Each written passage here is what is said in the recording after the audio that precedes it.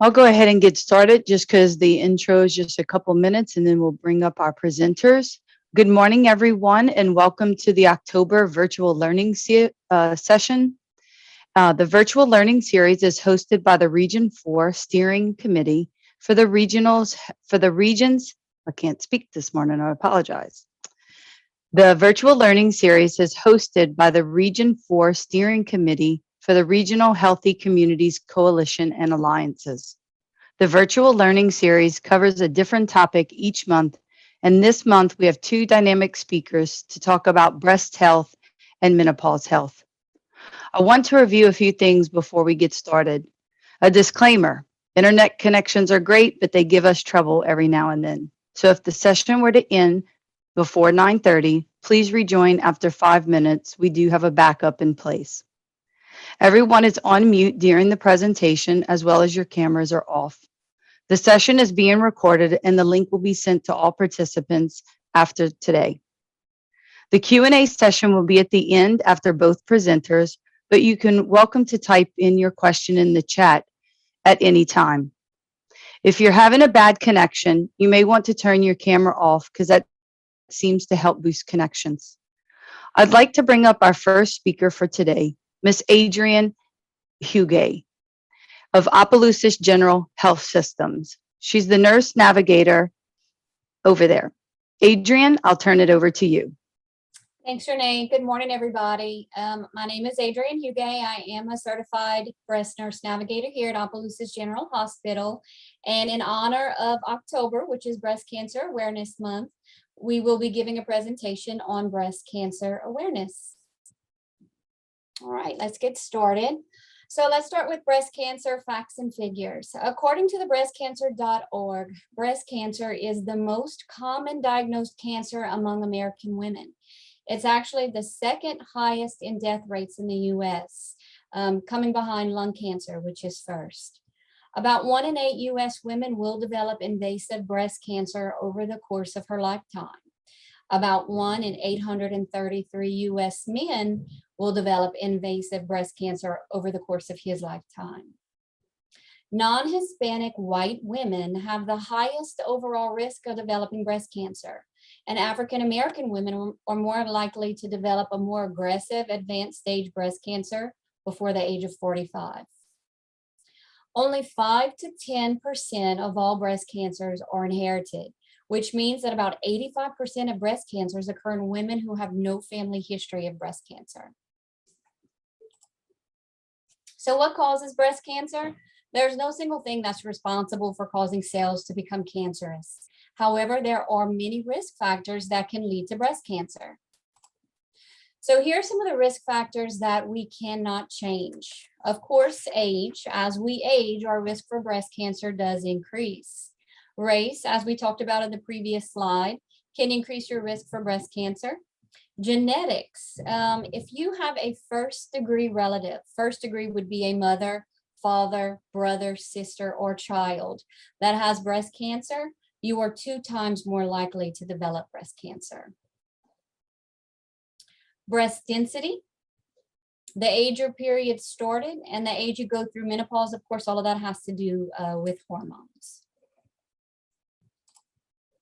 Now, these are risk factors that we can change. Obesity and weight gain after menopause, physical activity and diet.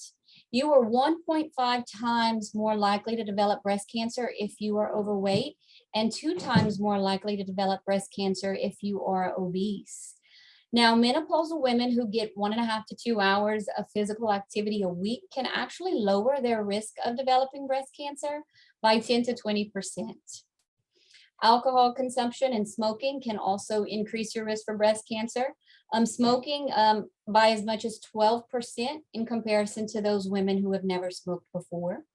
And then, of course, use of birth control pills and combination hormone replacement therapy has a slight increase in your risk, but it does disappear after 5 years from your last use.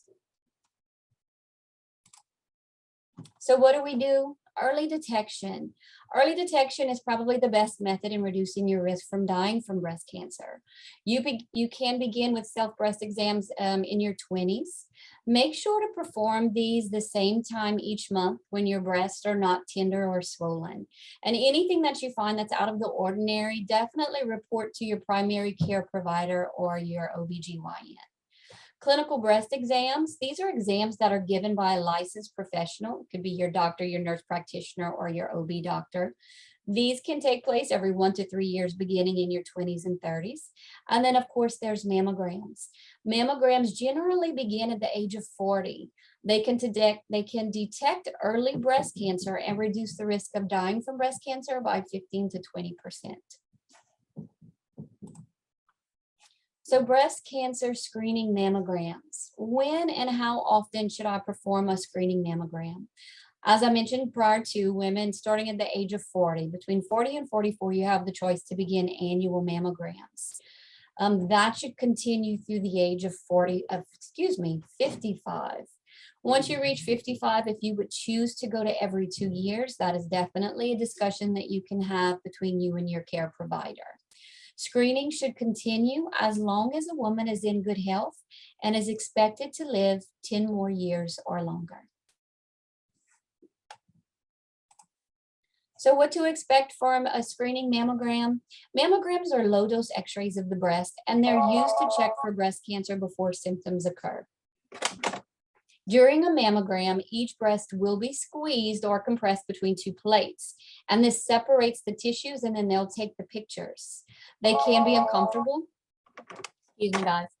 They can be uncomfortable or painful, so it's really important whenever you schedule your mammogram not to do it when your breasts are more tender and swollen, and that'll help to decrease with the discomfort that you may have. Also very important, do not wear any deodorant. Deodorant contains metals that can show up as little tiny white specks on the breast on your pictures. This can be mistaken for an abnormality. So make sure whenever you come for your screening mammogram, do not wear deodorant under your arms or lotions or perfumes over your breasts. So you come for your screening mammogram and you get a phone call saying that they found an abnormality. Should you be worried? Honestly, no. Getting called back after a screening mammogram is very common, and it does not mean that you have cancer. It just means that more x-rays and or an ultrasound needs to be done just to take a closer look at that area. Only 2 to 4 out of 1,000 mammograms that are done actually lead to a diagnosis of cancer. So what are the common abnormalities that they may see on a screening mammogram? You may see the word density. All that means is there's an area of your breast tissue where it looks a little bit thicker in comparison to the rest of your breast or the other breast. An asymmetry, you might see an asymmetric density or an asymmetry. That's also very common. An asymmetry just means a slight difference. The radiologist compares the breast tissue from one breast to the next, and if there's any difference and it's not symmetrical, then they call that an asymmetry. Calcification. So calcifications are actually very common. They show up as little tiny white specks on your mammogram picture, and they're about the size of a grain of sand. Anytime we see a new group on a patient, any of our patients, we get them to come back because we need to repeat the mammogram to get a magnified image so the doctor can get a better look at their shape and size. Now, what causes calcification is really not known as we get older, as we age. There's no one particular thing. A lot of ladies ask, is it because of the calcium in my diet or my calcium supplements? No, that's not the cause for calcifications. Usually it's just as we age, the tissue hardens and calcifies, and that's what causes these calcifications within the breast. Now, you may also see on an abnormal screening mammogram that they see a mass. Please do not let this word scare you. They use the term mass generally. It could be overlapping tissue. It could be a cyst. It could be a lymph node. It could be a benign breast lesion. It could be a lot of different things, but that's why we need to do the diagnostic images to confirm. And then lastly, you may also see something called architectural distortion. That's just a fancy term saying the breast tissue looks a little distorted. It's a little thicker in that area. Let's get some diagnostics and separate those tissues really well just to make sure everything's okay. So what happens when you get called back after an abnormal screening mammogram? Well, we're going to do what's called diagnostic imaging. We'll do a diagnostic mammogram, which is basically the same as a screening mammogram for you. The only difference is we do what's called a spot compression. So instead of compressing the whole breast and looking at the whole breast, we'll focus on that one spot, and we'll compress the breast tissues in that one spot to separate those tissues really well. This rules out any overlapping breast tissue that could have caused the abnormality in the screening in the first place. Okay.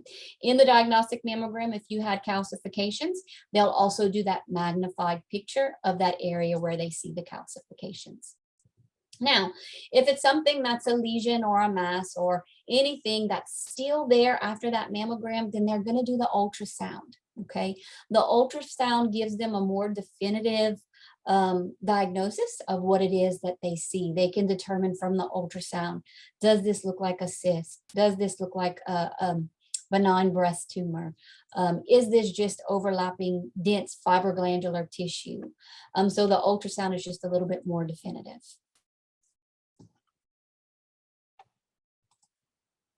Now, from the diagnostic images, we will call, and whenever you look at your results, what are the findings? Well, if you got called back for calcifications, they could tell you all benign. Your calcifications are benign appearing, which means they're normal. They're not cancerous appearing, okay? If your calcifications are benign, they will do one of two things. You will be good until your next annual screening, or more commonly, they may recommend a 6-month follow-up, and they may continue to follow up every 6 months for up to 1 to 2 years. Okay. Now, if anything about those calcifications is questionable, any of their characteristics, if they're linear, if they're all different shapes and sizes, the radiologist may then recommend a breast biopsy. Okay. Other common diagnostic findings, overlapping breast tissue. A lot of times I'll call a lot of ladies and I'll tell them everything was completely normal, no abnormalities were seen. So then they ask, well, what caused the abnormality on the screening? And a lot of times it's just overlapping breast tissue.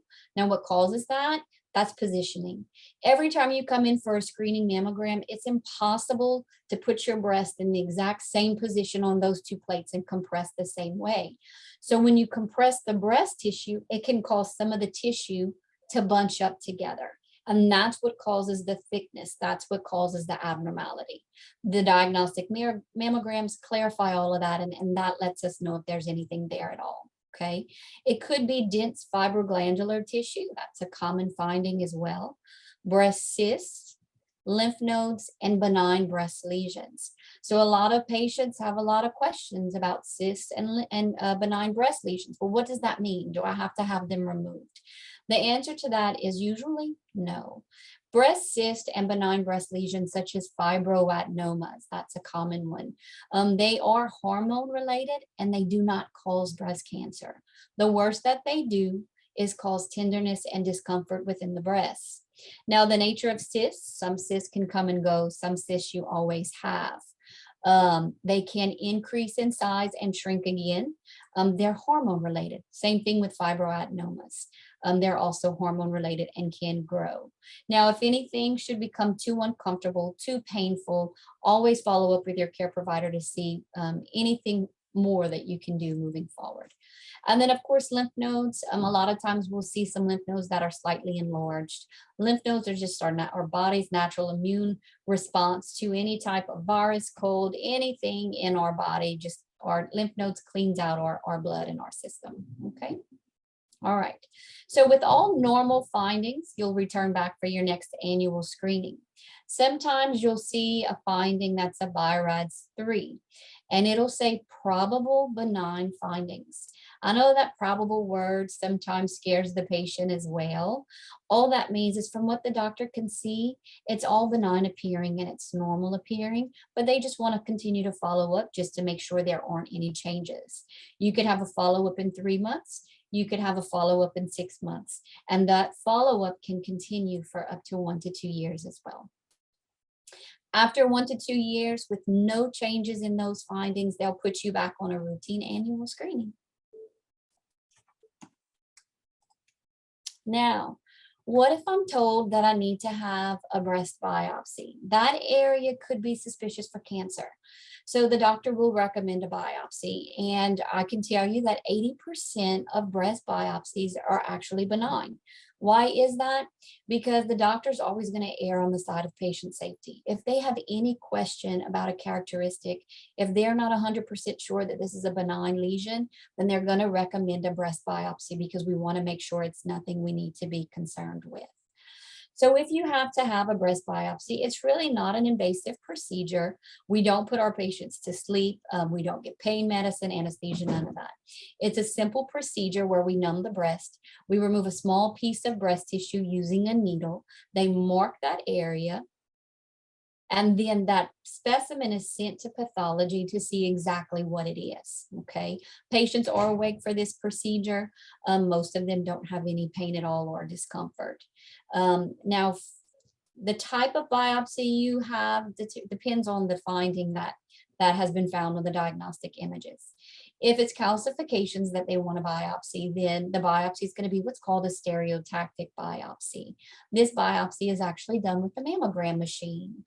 If it's any type of mass or lesion, then it'll be an ultrasound guided biopsy. So just like you were positioned for your ultrasound, they use the ultrasound to guide them to that lesion for the biopsy, okay? And then of course, the most important question after a biopsy, how soon do I get the results? It usually takes about 2 to 3 days for those results to come in, and those results are sent directly to your care provider.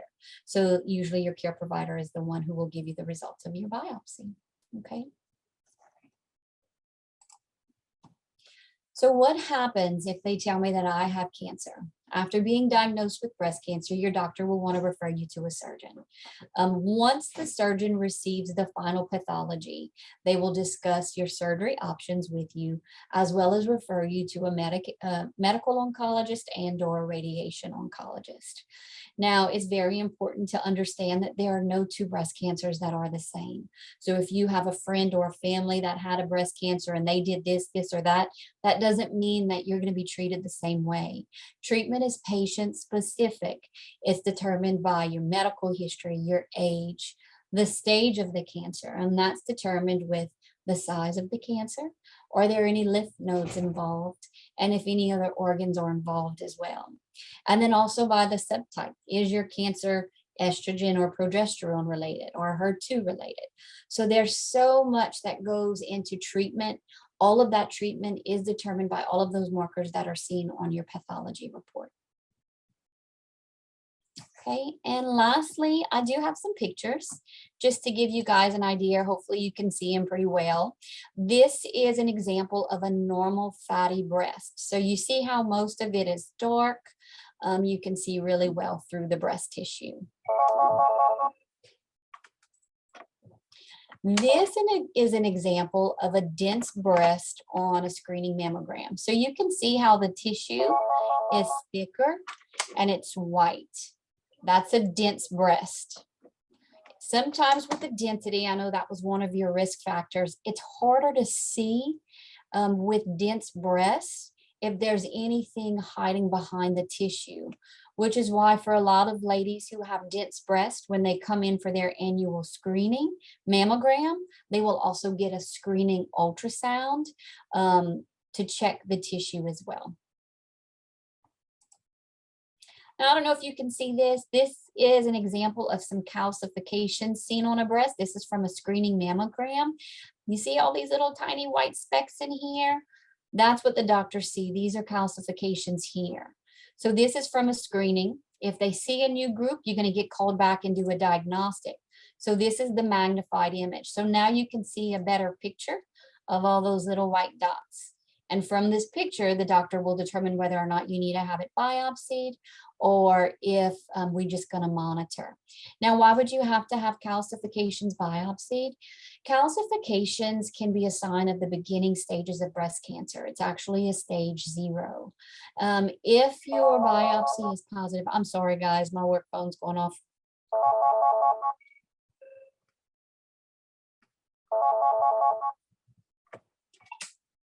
If your biopsy is positive, it'll be called what's ductal carcinoma in situ is actually what it's called. And that just means that the cancer is contained within the milk ducts and it has not spread anywhere else within the breast. That's why it's considered a stage 0, because it's the earliest stage. Treatment is usually easiest because it's such an early stage that they catch it. Okay, and so if you have a mass or a lesion, you can see here, this was the mass seen. Oh, sorry, ladies. This was a mass seen on a screening mammogram. The patient came back for a diagnostic, and you can see it's still there on the mammogram. This is actually an example of benign mass. This is a fibroadenoma.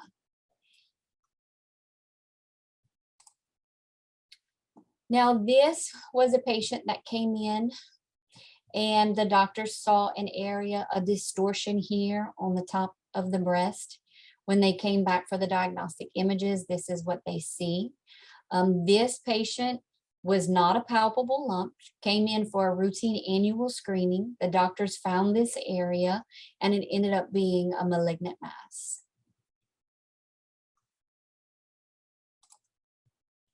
And here, this patient did have a palpable. You can see these 2 large masses here in the breast. And she had also had some positive lymph nodes. So you can see how the lymph nodes are enlarged up here as well.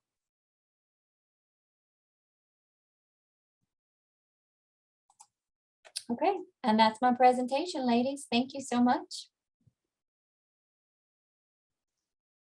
Thank you so much. That was some wonderful information. And I know it's very helpful. Remember, everyone, to type your questions in the chat and they will be addressed at the end of the session. So right now, I'd like to bring up our second speaker of the day, and it's Dr. Cindy Cobb is a nurse practitioner at Allure Enhancement Center. Cindy, I'll turn it over to you. Great. Thanks so much for inviting me here this morning. I greatly appreciate the opportunity to be with you. And as they were saying earlier, you know, anything that can possibly go wrong, especially with technology, can, because I know twice during the Adrienne's presentation, I lost connection. So please bear with me. You know, we'll get connected if we need to. But I am so excited to be a part and to be able to present with you guys today. I am a nurse practitioner. I've been asked to talk about menopause. I've been a registered nurse for 42 years. So if that tells you anything, I've been there, done that, and I've been a nurse practitioner for 15 now. My specialty is women's health. So I'm going to see about if I can get my screen to share with you guys, and we'll get started in talking about menopause.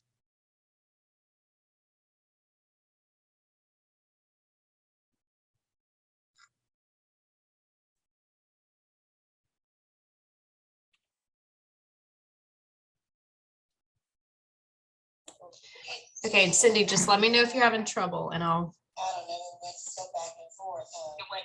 make you the host now.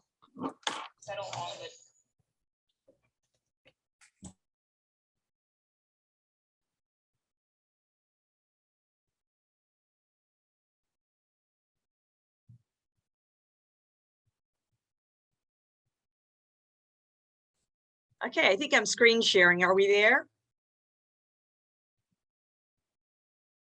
It says sharing screen, but we don't see the presentation yet. Okay.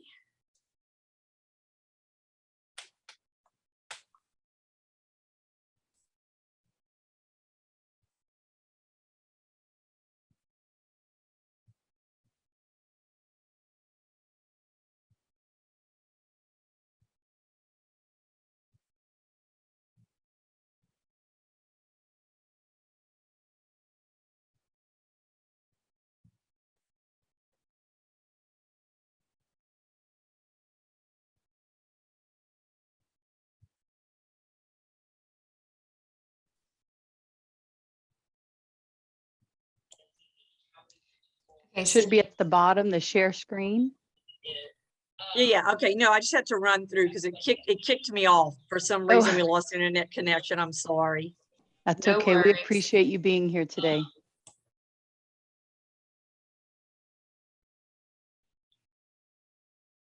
Okay. Are we there?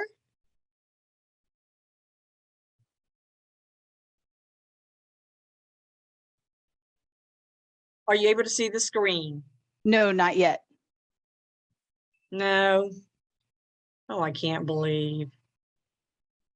Cindy, if I put my email in the chat, if you want to email, I can flip through your slides. And in the meantime, we can answer some of the questions in the chat if you want to. Okay, that'll be great.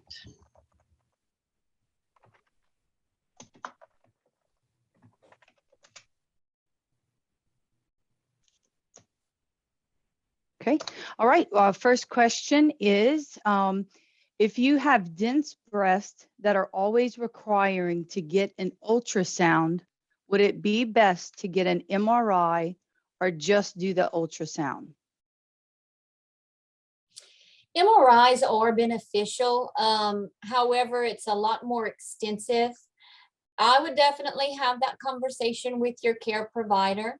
Mammograms and ultrasounds annually are sufficient enough. Do you need an MRI annually? No, you do not. Okay, thank you.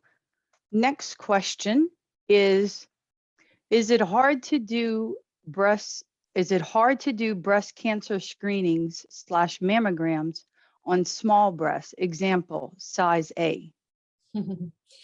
So it may be a little bit more uncomfortable for the patient, but guys, I mean, we even do mammograms on males. So I think for the patient, for you, it would be a little bit more uncomfortable, but we have great techs here. I mean, they do the best they can. And usually the images we have are sufficient to get everything that we need. Thank you. And a pre-submitted question that we have is if you have no family history of breast cancer, what are the chances that you would develop a breast cancer? Because we know there's many different types. And so what's your probability? That's a great question. And I don't know the answer to that one. You have all of your different risk factors. Of course, if you do not have a history in your family with breast cancer, it doesn't increase your risk as much. But like we talked about on the first slide, 85% of breast cancers that are diagnosed are actually in ladies that have no family history. You know, so what can we do? Just work on those risk factors that we can control and early detection. And that's it. That'll be your best chances of reducing your risk from dying from breast cancer. And if you have lumpy or dense breast, when you go for your mammogram, is there a way that the physician that you don't have to keep going for further testing because you have dense and lumpy breast? Or do you have to continually go for that next step of the ultrasound or different types of screenings? So that's why it's good. A lot of ladies, I know I had mentioned, if you have extremely dense breasts, a lot of ladies just do a screening mammogram. And because of the density, they're going to see some abnormalities and have to get called back because we need to do the ultrasound. That's why if you get with your doctor, before you come for your screening mammogram, have them also send an order for a screening ultrasound. That way, any abnormality seen on the mammogram, they can confirm and see exactly what it is in the ultrasound, and that'll prevent you from having to come back. And every year that you come, they'll compare your images from that day to the images that you've had before in the past, and they just compare those to see if there are any differences. Now, if there are and there's anything new, then they may still recommend a 3-month follow-up. And that's just to be on the safe side. If anything's going to come up, if any abnormalities are going to be seen, it's going to be seen sooner than later. So I know it can be a bit of a hassle and a struggle sometimes to have to come in so often. But at least if you're following up on every 6 months, you're making sure that everything's clear and there are no abnormalities that need to be addressed.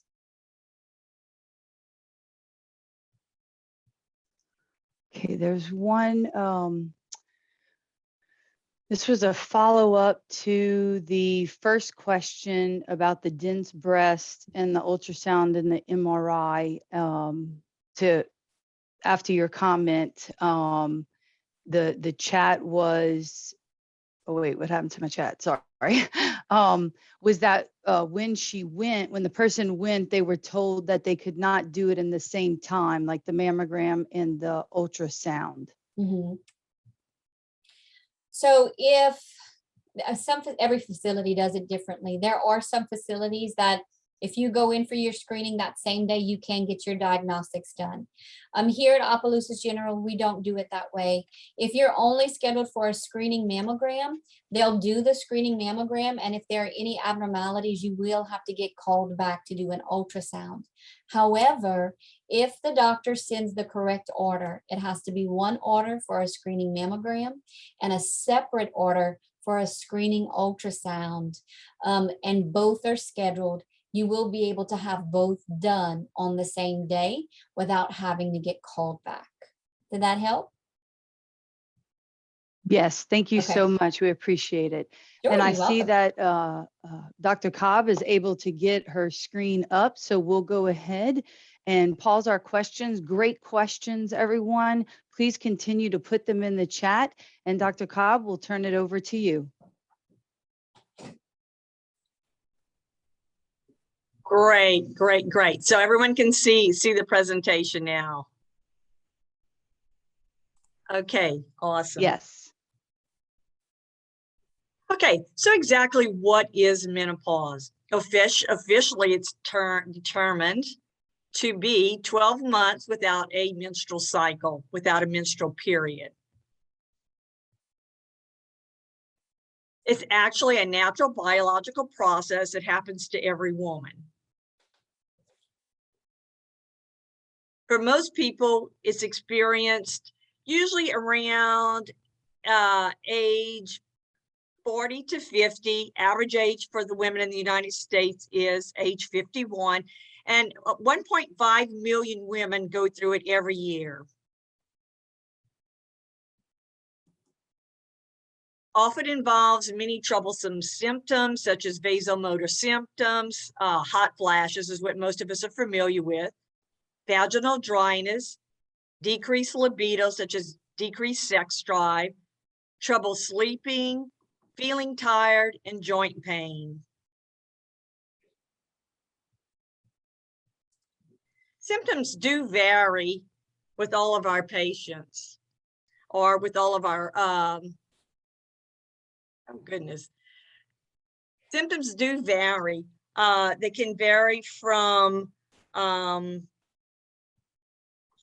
overlapping type symptoms, and some of the symptoms have like a cascade effect, such as vaginal dryness will often contribute to a lower sex drive. Frequent nighttime hot flashes may be a factor that leads to insomnia. Hot flashes and vaginal dryness are just two symptoms that are most frequently associated with menopause that most of us are familiar with. But it can also include, like I said, sleep disturbances, urinary complaints, sexual dysfunction, mood changes, and it just has a real impact on our quality of life. Most women don't have the same type of symptoms. They do vary and they do change. The big part, of course, of menopause is the irregularity of menstrual periods and then the stoppage of our menstrual cycle. Pregnancy always remains a possibility while someone is going through the perimenopause phase, which are the symptoms that are leading up to menopause. And of course, as we, as many of you may be familiar with, menopause or perimenopause may take months to years to finally arrive at. So before we can actually diagnose, or before we can actually say that someone is in menopause, they will have to go on a full 12 months since their last menstrual period.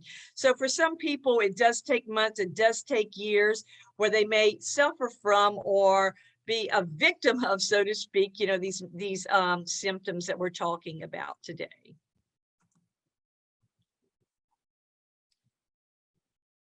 So I'd like to talk a little bit about how to cope with some of these particular symptoms, so to speak, that you have to deal with as you are handling your menopause. Hot flashes in particular can really depend or will really vary on severity. It tends to be that about 15% of women have the most very severe form, and can be very, very troubling. Surgical menopause, or people who are taking tamoxifen to help prevent breast cancer, tend to fall into that 15% that really deal or having to deal with a very severe form of hot flashes. So some people say, well, what are hot flashes? Because it is such a variety in what you would possibly experience. Anything from sweating, pink or red skin, kind of tells the world that the woman's estrogen production is dwindling. And that's what's associated with menopause, is that decreased estrogen production. A lot of women report heart palpitations, feelings of anxiety, tension, sense of dread that also accompany the hot flashes. Some people say they feel agitated or unsettled right before the hot flash occurs. Some women experience hot flashes differently. Some just feel warm. Some complain of burning up. It's just a very large variety. Some people experience chills right afterwards. Hot flashes can occur during sleep, and so those are often referred to as night sweats. And that can lead to disturbances in sleep, that leads to fatigue, that causes mood changes. So when we talk about cascading, some of these problems or issues that people experience will lead to and cause other problems that are associated with menopause. So how do you treat hot flashes? What can you do? Some of the things we talk about really will depend on the severity of it. If you can control your triggers for hot flashes, like avoiding hot beverages, staying away from hot foods, staying out of really warm temperatures, avoiding stressful situations, alcohol, caffeine, some medicines. What we really suggest is that you keep a diary where you're documenting when you're experiencing these hot flashes. And so if you know what your triggers are, you may be able to avoid them. Other things that you can do to kind of help control some of those issues would be to dress in layers during the daytime. That way you can take jackets off, you can take sweaters off, and it'll help it regulate your air conditioning and your heat in your environment. If you wake up at night and you wake up hot, sleep in a really cool room. Sleep where your air conditioner is turned way down. Also, maybe put a frozen cold pack under your pillow at night, and turn your pillow over whenever you wake up. That way you'll have a cool pillowcase to lay your head on. Keep a change of night clothes next to your bed so you can change easily if you wake up, very damp or very wet. Another thing that you can do to help control hot flashes would be deep breathing exercises. There's a technique called pace respirations that you might want to take a look at. It's something you can take a look at, investigate more, and that's been shown to kind of help with hot flashes. There's some recommendations at times for herbal products and dietary supplements. They claim to lessen menopause. I always caution people whenever they look at herbal products or dietary supplements that you really need to check with your healthcare provider before you begin any of those. Some of those may interact or impact other medication or other symptoms you may be having. So I always caution people before you try any of those, make sure you check with your healthcare provider if you want to use that to control your hot flashes. Some healthcare providers may also prescribe a short-term hormone therapy to treat hot flashes, like a very low dose of estrogen. A lot of women will complain of vaginal dryness as well whenever they're experiencing menopause. Decreased estrogen causes your vaginal lining to thin, and it causes your vaginal secretions to diminish. So your vagina becomes shorter, it becomes narrower, and that also results in dryness and irritation, and it also makes sexual intercourse very unpleasant. Inflammation of the vaginal wall might also occur. This causes a condition called atrophic vaginitis. It's not an infection, it's just a thinning and ulceration of the vagina that might occur. So make sure you talk with your healthcare provider, because they can help with some things like that. They can provide some estrogen treatments that might be able to be applied directly to the vagina in the form of creams, rings, or tablets. they're very effective in helping with that. Or maybe sometimes just a simple vaginal lubricant, such as something like Astroglide or Silk E or Replens, can also help. So what about irregular periods? You know, the reality is whenever you're going through menopause, your periods are going to be irregular. Are they normal or are they not? Your best option is to, you know, report those to your healthcare provider and let the healthcare provider decide whether or not that is a normal or an abnormal finding in regards to your periods. Some of the things you really need to consult your healthcare provider about is if you have a few periods that last 3 days longer than usual. So if you have a regular normal cycle of 3 or 5 days, but you're going to go 3 days past that, make sure you report that. If you have menstrual cycles that are shorter than 21 days, so if you're going like every 10 days, you're having a menstrual cycle, make sure you report that. If you're bleeding after intercourse, that's something else that you want to make sure that you report. If you have heavy monthly bleeding, like you're soaking a sanitary product every hour for more than a day, report that. If you have spotting or bleeding between your periods, report those. And any bleeding that occurs outside of your normal pattern that might be associated with hormonal use, if you're taking hormones, report those. So essentially, I always recommend that you let your healthcare provider decide what's normal or what's not. That's your best way to do that. And oftentimes, when periods are irregular or prolonged or very heavy, your provider can prescribe like birth control pills that'll make your periods lighter or more regular. There may be some intermittent doses of progesterone, or also some options as well for irregular periods or problems that you might possibly be prescribed.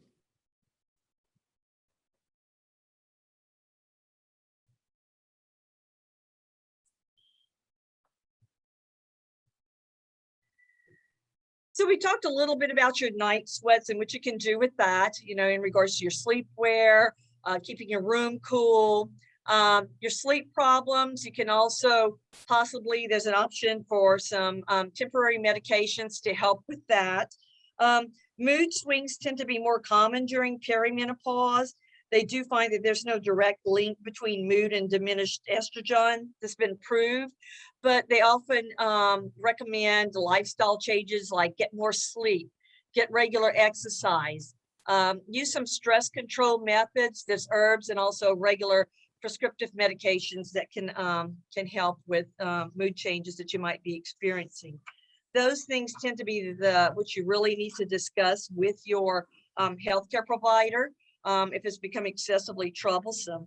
If you're having trouble with memory or concentration problems, you know, there's really been no obvious remedy for those types of things. A lot of women report that that tends to become a problem when they're going through menopause. But it's one thing that you can discuss with the healthcare provider, maybe something can come up with.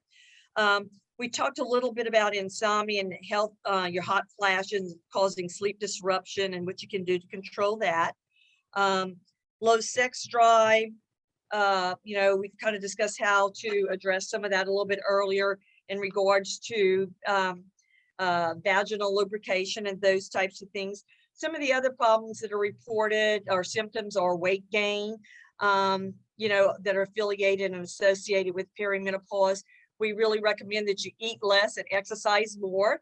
That'll help us out, you know, conditionally throughout our whole lifestyle and life time in all actuality. Women also oftentimes report thinning hair and dry skin as a part of their perimenopausal issues that they're having. And estrogen seems to contribute to some of that. Some of the things that are recommended is that, you know, you make sure you protect your skin from the sun, use moisturizers, make sure you wear sunscreen, you know, use conditioning hair products and all. That typically will help with those particular issues and help control some of those symptoms that you might be experiencing.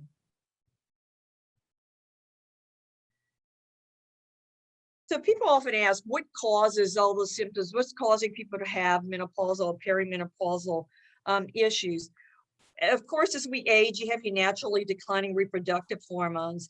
When you approach your late 30s, your ovaries quit making as much estrogen and progesterone, and that's essentially what regulates your cycle, your menstrual cycle, and your fertility begins to decline. When you move into your 40s, your periods become longer or shorter, heavier or lighter. And usually by the age of 51, your ovaries stop releasing eggs and you stop having a period. So that's one of the causes of menopause. Another cause could be surgery that removes your ovaries, called an oophorectomy. Your ovaries are what essentially produces your hormones, estrogen and progesterone, and that regulates your cycle. So if you've had surgery, or someone's had surgery to remove their ovaries, that sends the person into immediate menopause. Your periods stop. You're likely to have hot flashes. You have all the signs and symptoms. Some of them can be pretty severe, and you'll have to treat it with the various medications and or other tips that we talked about. Of course, your healthcare provider can help with that. If you've had surgery that's removed your uterus, but not your ovaries, if you've had a hysterectomy, that's not going to cause menopause. You won't have a period any longer, but it's your ovaries that are still remaining present in your body that's releasing your eggs and producing your estrogens and progesterones. So you probably won't have the menopausal symptoms that we talked about, other than you would just cease having a menstrual cycle. Chemotherapy and radiation therapy can induce menopause. They can cause some symptoms such as hot flashes.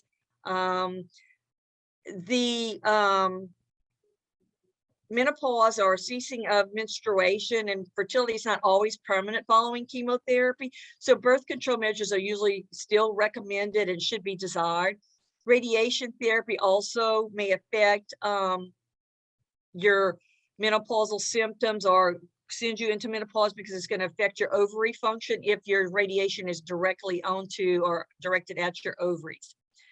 About 1% of women have what we call primary ovarian insufficiency, and that usually causes people to go into menopause before their age. That seems to stem from genetic factors or an autoimmune disease, when no other premature menopause can be found. But that's only about 1% of women that do experience that.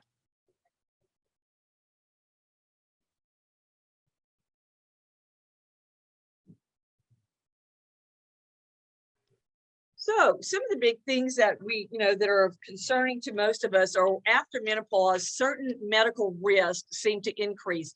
Things such as heart and blood vessel, cardiovascular disease, because when your estrogen levels decline, your risk of cardiovascular disease is increased. Heart disease is a leading cause of death in women as well as in men. So it's really important that you get your regular exercise, you eat healthy diets, you maintain a normal weight. So talk to your doctor about how to protect your heart and how to reduce your cholesterol or blood pressure if it's too high. Osteoporosis is another condition that causes bones to become brittle, and this seems to increase as well after menopause, and that leads to an increased risk of fractures.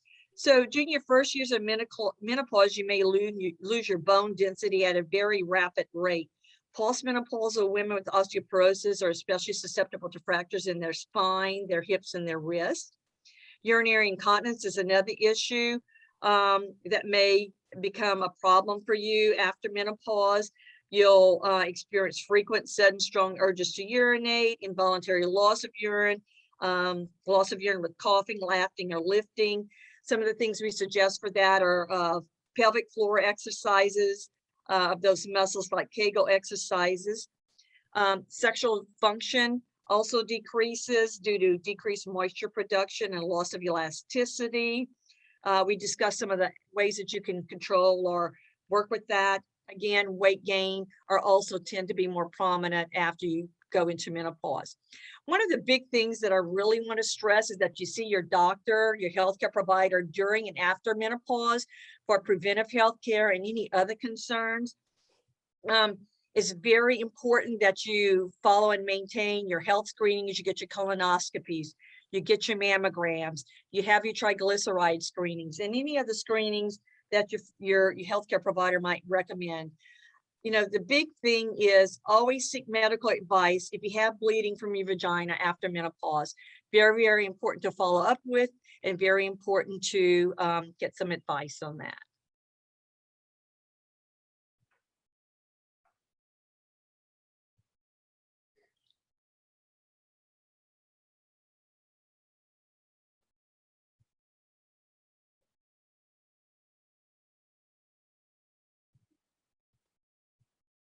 Okay, well, thank you, Dr. Cobb.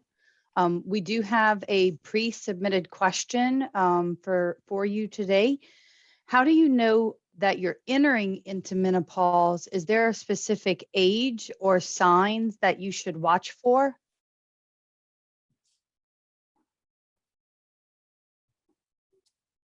Again, it varies with women. People can start in their 40s all the way. I saw a woman earlier this week. She was 56 and not even begun having perimenopausal symptoms. So the answer to that is no. Most women may start noticing things such as hot flashes, changes in their menstrual cycle. There's no tried or true answer to that, because it varies for every woman. And can you talk a little bit more about the hormone replacement therapy?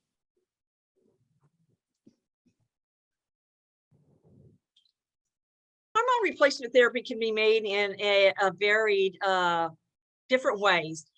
There's, of course, topical that can be applied directly to the skin. There are now wonderful things, pellets that are placed within the body. There's creams that can be placed into the vagina in and of itself. So it depends on what you're going to be using the hormones for. Are you wanting to relieve symptoms such as vaginal dryness, vaginal atrophy, so that the cream and all would be maybe applied directly into the vagina? Or are you wanting to maybe do an overall increased libido, increased feeling of wellness, in which at time they may do pellets and do, like you've heard of bioidentical hormone replacement therapy, combination of estrogen and testosterone. Various healthcare providers have various feelings or thoughts on those particular issues. And I think it's something you need to consult with your own personal healthcare provider with and discuss with. There's a lot of information and a lot of public information out there that's available. It's, scientific evidence shows that maybe pellets are not the best thing, and you just want to treat essentially the direct symptoms and not, go to an overall hormone replacement. Again, it depends on symptoms and what's going on with you. Well, that's great. Thank you both so much for the information. I wrote some great notes. I think you answered a lot of our questions that we had around the menopause and breast health. I again thank you for taking time out of your schedules to be here with us. Again, you're getting comments in the chat of great information, and thank you. I think this just helps women add to the knowledge about their bodies and what they can do as we age and as health issues occur within us. So thank you so much. I just wanted to remind everyone that these sessions do happen each month. We encourage you to share with your family, your friends, your colleagues, because again, the more you can share, the more individuals that we can reach in the community to get this information to them. I just wanted to remind everybody that November is next month, and that is the Great American Smokeout. The American Cancer Society, kind of a campaign with them, that if you can quit for a day, you can quit for good. And we know that tobacco cessation is very important because it does affect all of the body and the breast health that we talked about here today. So just a reminder of that. December is going to be our healthy holiday cooking, so you don't want to miss that. I know we're all looking forward to the holidays and all those goodies that they bring. We will send out a schedule to everyone, as well as the link from today's webinar. And thank you, ladies, so much again for being our speakers here today. And I hope everyone has a great rest of their day. Thank you so much. Bye-bye. Hi, thank you.